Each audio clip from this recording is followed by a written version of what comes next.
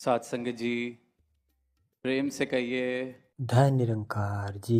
राम राम पया करदा सी मैं, राम मिलाया मुर्शद ने। कि मैं तो सिर्फ राम राम कर रहा था, आवाज़ दे रहा था, माला जप रहा था। मुझे लग रहा था यही सब कुछ है, बस नाम ले लेना। नाम ले लेके कहाँ कहाँ नहीं गया, कहाँ कहाँ नहीं पुकारा। और लगता था शायद यही भक्ति है। लगता था कि जिसने जितना ज़्यादा नाम ले लिया, पुकार लिया, ज़ोर ज़ोर से पुकार लिया, उतना बड़ा ही वो भक्त है। पर फिर जब मुर्शद जीवन में आए, सदगुरु जीवन में आए, तो उन्होंने जिसको मैं आवाज़ दे रहा था, होके मार रहा था, उससे मुझे मिला दिया, राम से मुझे मिला दिया। अब जिसने इस राम के दर्शन नहीं किए, या अभी तक ये आवाज़ उस तक नहीं पहुंची और आज सुन रहा है पहली बार, हो सकता है कि लगे कि ये तो कैसी अजीब सी बात की जा रही है। ऐसा भी क्या संभव है? क्या इस राम से मिला भी जा सकता है? तो ये जितने भी संत आज यहाँ आए हैं, ये जितने भी ब्रह्मज्ञानी महापुरुष यहाँ से पिछले कुछ घंटों से किसी भी माध्यम से, चाहे वो कविता थी, चाहे गीत थे, चाहे विचार भाव थे, वो सिर्फ और सिर्फ अपने ही जीवन का एक इंट्रोडक्शन दे रहे थे कि ये राम से हम खुद मिले हैं और ये मुर्शद ने राम को मिलाया है। ये किसी की और की बात नहीं, ये कहीं पढ़ी लिखी बात नहीं। ये अपने जीवन की सब गवाही दे रहे थे कि हम भी राम राम कर रहे थे, ये परमात्मा को ढूंढ रहे थे, पर राम इस मुर्शद ने मिलाया है, सदगुरु ने मिलाया है। तो हैरान होने की कोई इसके अंदर गुंजाइश नहीं। अगर वाकई ही राम को पुकार दी जा रही है हृदय से, तो राम के दर्शन, राम से मिलाया भी जा सकता है। ये सदगुरु यही करने इस धरा पर आते हैं। अब फिर अगला सवाल ये भी आता है कि किसको मिलाया जाता है राम से? क्या कोई एलिजिबिलिटी क्राइटेरिया है? क्या कोई चुनाव है कि कोई इतना पढ़ा लिखा होना चाहिए, किसी के पास कोई ऐसी इल्म होना चाहिए, किसी को इतने वर्ष हो गए होने चाहिए ये नाम लेते लेते, या सत्संग में आते आते, या कोई खास तरह के लोगों को ये राम से मिलाया जाता है? तो उसका जवाब है कि ऐसा कुछ भी नहीं। जिसके दिल में श्रद्धा भाव, जिसके दिल में इस प्रभु को पाने की चाहत है, उन सबको मिलाया जाता है। वैसे तो लिखने वालों ने, कहने वालों ने लिखा है कि निर्धन के धन राम, निर्बल के बल राम। तो दास जब ये पंक्तियां पढ़ रहा था तो ख्याल गया कि निर्धन किसे कहा जाता है? क्या निर्धन जो हम संसारी भाषा में देखते हैं कि शायद जिसके पास ये संसारी सुख संसाधन नहीं है, शायद ये जो संसारी माया है उसकी तंगी है, उसको निर्धन कहा जाता है संसार में? तो क्या उस निर्धन की बात हो रही है? क्या वो निर्धन है जिसको राम मिलेंगे? फिर निर्बलता की जब बात हो रही है, तो क्या दुनिया में जो दीनहीन है, जिसका गुजारा नहीं चल रहा, जिसके पास कोई बल नहीं, ना शरीर का बल है, ना अक्ल का बल है, संसारी तौर पर जिसको निर्बल कह सकते हैं, क्या उसको राम मिलते हैं? अगर फिर ऐसा है तो ना जाने कितनी ही दुनिया, शायद वहाँ पर ऐसे हालात उन देशों में जहाँ पर शायद 2 वक्त की रोटी भी कभी कभी नहीं मिलती। तो अगर निर्धन को ही और निर्बल को ही संसारी भाषा से, जिसे निर्बल और निर्धन कहा जाता है, राम मिलते हैं, तो उनको तो फिर बिना किसी कर्म के, बिना किसी कोई ऐसी सोच बनाए राम मिल जाने चाहिए थे। फिर राजा जनक जैसे राजा को तो राम मिलने ही नहीं चाहिए थे। फिर मीराबाई को तो ये कहना ही नहीं चाहिए था कि पायो जी मैंने राम रतन धन पायो। तो फिर ये किस निर्धनता की बात की जा रही है?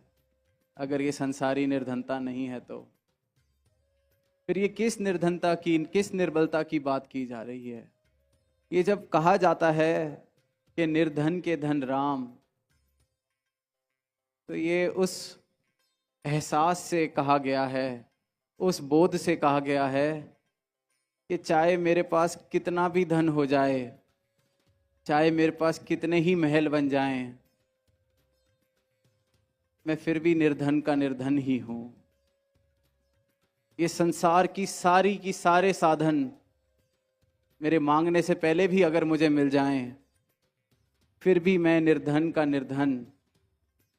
जिसको अपनी निर्धनता का एहसास हो गया, जिसने ये समझ लिया कि ये माया चाहे थोड़ी है या ज्यादा है, चाहे सारी दुनिया ईर्ष्या करे किसी से कि किसके पास कितनी माया है, उसके पास दुनिया की सारी दौलत भी इकट्ठी हो जाए, फिर भी निर्धनता। जब ये समझ आ जाता है कि मैं कितनी भी किताबें पढ़ लूं, अक्ल में कितना भी बल जोड़ लूं, फिर भी निर्बल ही हूं। चाहे शरीर में भी जितना बल आ जाए, फिर भी निर्बल।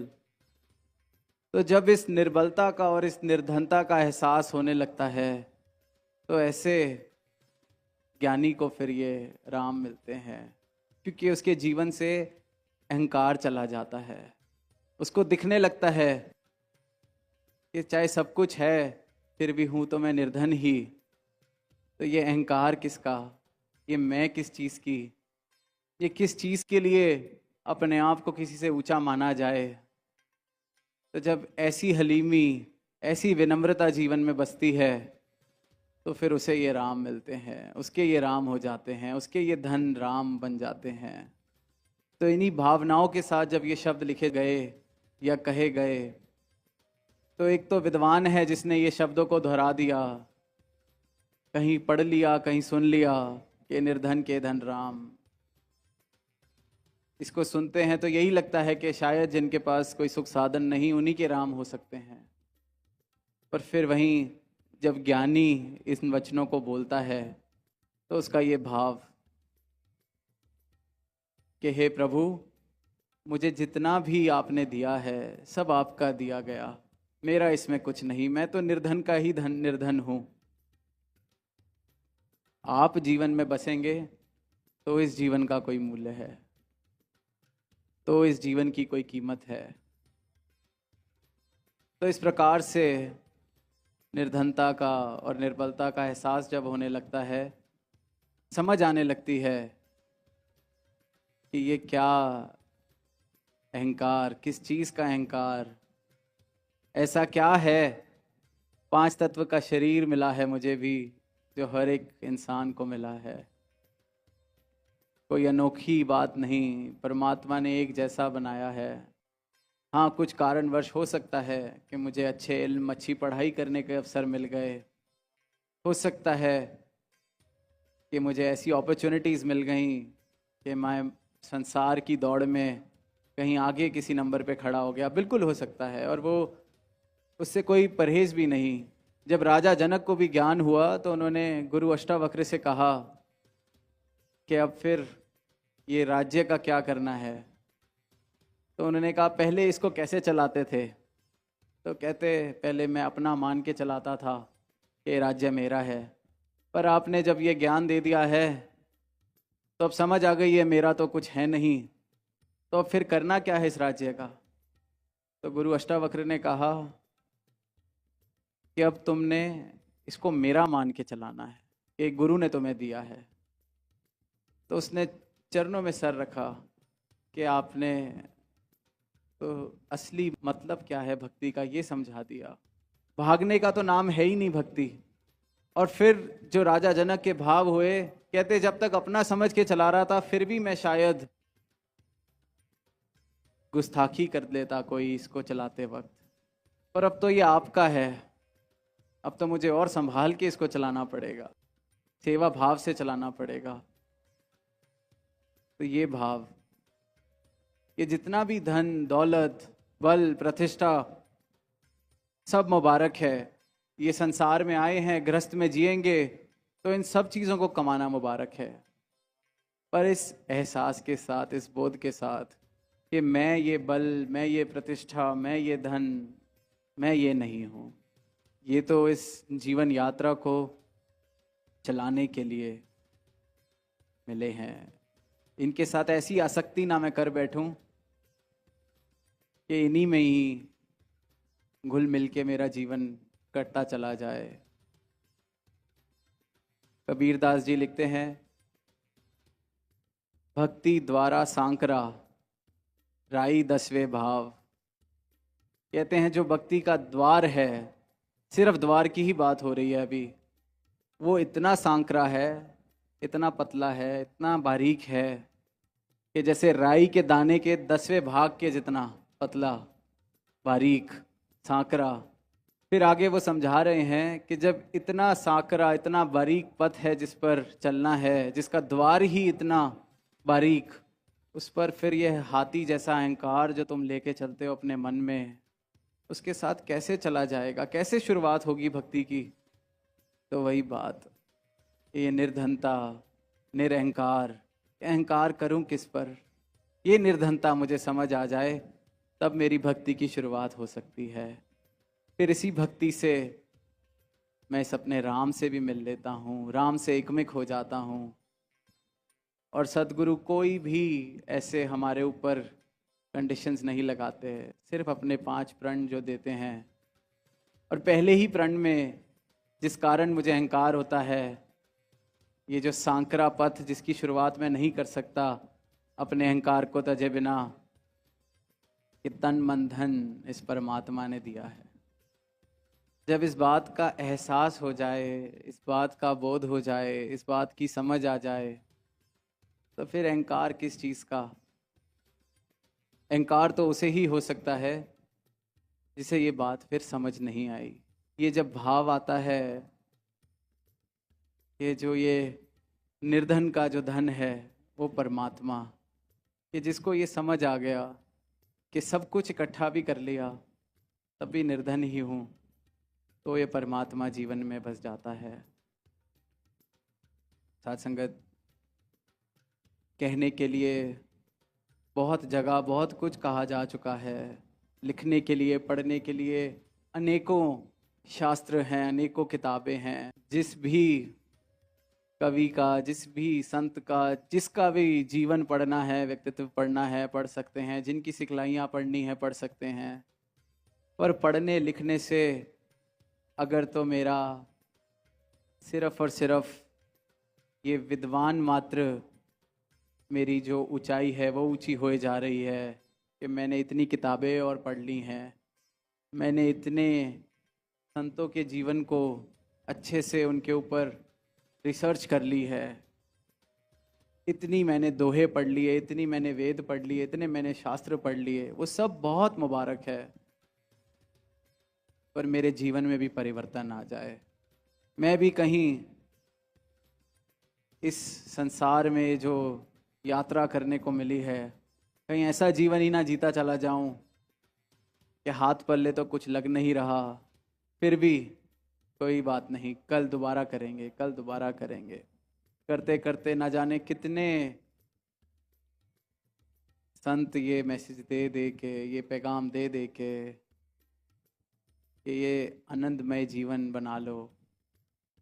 सिकंदर की भी हमने ना जाने कितनी बार ये मिसाल कि मेरे हाथ बाहर निकाल के मुझे लेके जाना जब मेरा जनाजा निकालो। ये कहने को, सुनने को बातें इतनी बार सुन ली गई हैं कि शायद सुनने में अब बचकानी भी लगती हैं मिसालें। बचकानी इसलिए ही लगती हैं क्योंकि जो भाव है वो जीवन में नहीं उतरा। अगर वो समझ, वो गहन समझ आ जाए तो फिर जीवन जीने का अंदाज ही बदल जाता है। और यही अंदाज सदगुरु प्रदान करते हैं, यही जीवन जीने की कला सदगुरु मेरे जीवन में मुझे देते हैं। अपने ब्रह्म ज्ञान को देकर पहले मेरी आंखें खोलते हैं, दिखाते हैं जिस राम को तू आवाज़ दे रहा है उस राम के पहले दर्शन कर और अब भक्ति कर। लेकिन साथ साथ ये भक्ति का द्वार ही इतना बारीक इन्होंने बनाया है कि थोड़ा सा भी अहंकार इस द्वार पर, इस पथ पर साथ नहीं चल सकता। ये जो हस्ती जिसको बनाने में, जिसको सजाने में, संवारने में हम पूरे का पूरा जीवन लगा रहे हैं, वो एक हबाब की सी है, पानी का बुलबुला। आज भी सुना हमने गीत में यही कि जिंदगी पानी का बुलबुला है। अब उस शायर ने किस संदर्भ में अपनी गज़ल लिखी थी वो तो दास को नहीं मालूम, पर यहाँ बखूबी बैठती है कि ये एहसास, ये बोध, ये ज्ञान ये जीवन में आ जाए कि एक हबाब की सी जिंदगी के लिए इतना परेशान, इतना धन इकट्ठा, और ये धन भी ऐसा है जितना इकट्ठा होता जाता है उतना ज़्यादा ही इसको लेके भी उतना ही दुख है। जब तक नहीं था तब तक शायद इतनी टेंशन नहीं, इतनी चिंता नहीं, जितना बढ़ता जाता है तो ये एक बुलबुला हल्का सा, उसमें क्यों इतना भारीपन हम लेके चलना चाहते हैं। और आगे ये भी कहा है कि ये जो नुमाइश है ये शराब की सी है, ये जितना कुछ दिख रहा है जो आज मन को बहला रहा है ये एक परछाई मात्र है।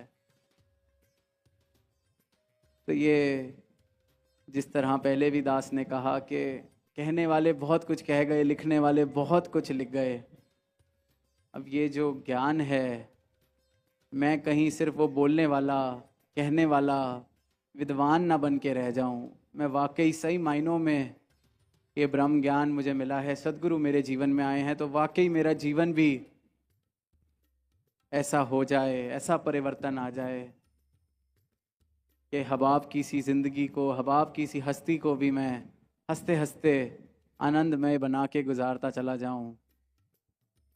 तो आज जहां पहला दिन ये लगभग संपन्न की ओर, और यही अरदास सारे ही मानवता के लिए भी और सारे ही महापुरुष जो यहाँ पहुँचे हैं और जो पहुँचना चाह रहे थे सबके लिए यही अरदास सदगुरु माता जी के चरणों में कि ये जो जीवन जीने का ढंग आप जी दे रहे हैं हम सबका वही ढंग बनता चला जाए, क्योंकि इसमें हमारा ही फायदा है, हमारे अपने लिए ही। अगर स्वार्थी भी होना है तो इस प्रकार हम स्वार्थी होएं कि जीवन जीने योग्य बन सके हमारा। ऐसा स्वार्थ भी मुबारक है कि हमारा जीवन वैसा बन जाए जैसा होना चाहिए, जैसे सदगुरु चाहते हैं, जैसे मेरे को परमात्मा ने मुझे बनाकर भेजा मैं वैसा का वैसा बन जाऊं। जीवन में मेरा बस इतना ही स्वार्थ रह जाए।